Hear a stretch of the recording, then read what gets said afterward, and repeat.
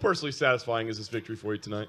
Oh, it's good, man. No matter who it is, getting out there and getting your hand raised is very satisfying. So, yeah, but a little extra, a little extra back there, just kind of, it's done. Close that chapter. Nice. It was obvious after you heard him the first time that he never really fully recovered, but, he was in there for a while, and you were going full speed for quite a long time. Was there ever any part of your head that said, I got to back off the throttle a little bit, we could be going 2, 3, 4, 5?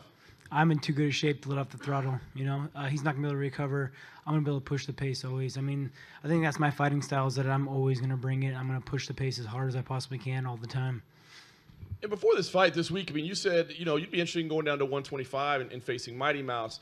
Now that Mighty Mouse lost, does going to 125 to face a Henry Cejudo have that same excitement for you, or was it something about, the legendary Mighty Mouse? That's whatever's going to give me to the best pound-for-pound fighter in the world. I believe I am that guy. So whatever that biggest challenge is, let's bring it. Cejudo mentioned, too, that he'd like to come up to 135. Yeah. Does that entertain you, or would it be more about, getting that second belt? I don't really think the guy would deserve it. He's still got – Joseph Benavidez just beat him, Yeah, he lost a split decision to – Pettis, but I didn't agree with that loss, So, I think there's a lot of stuff there, and he's got possibly a trilogy with Mighty Mouse. So I don't know.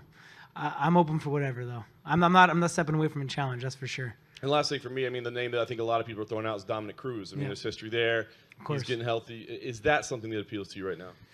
First things first, I can't wait to go home, have a staycation, enjoy my house out in Colorado, get on the lake, jump on my boat, enjoy my son and my wife. So that's the first thing. We'll figure it out with the team. Shoot, man, why don't we bring on Brock Lesnar? Stipe's looking for a fight. You got any interest?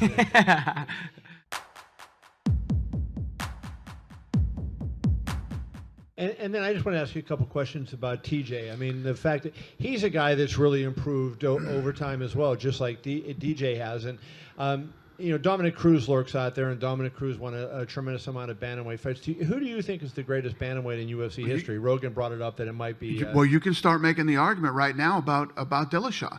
Yeah. He beat Barao twice when Barao hadn't lost in 10 years. Then he turns around and beats Cody Garbrandt, coming off an unbelievable fight with I'm trying to remember everybody's names tonight. With Cruz. The fight with Cruz was incredible. Right. Comes off the fight with Cruz and then beats,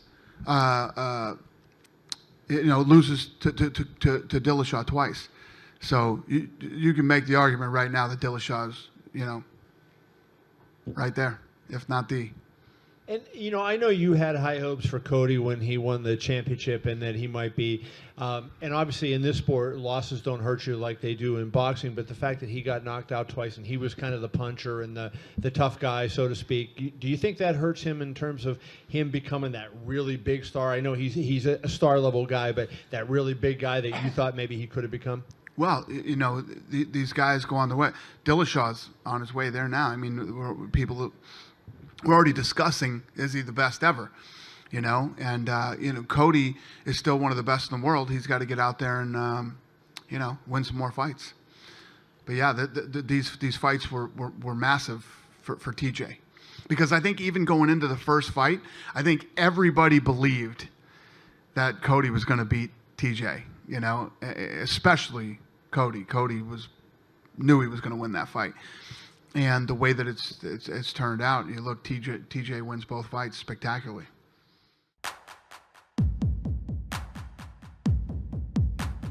Give me an idea why you think the move up to 135 is the right move. Because, man, look, if you guys watch my fight, man, look how much bigger I am than Demetrius Johnson. I was watching the highlights. I'm a tank, man.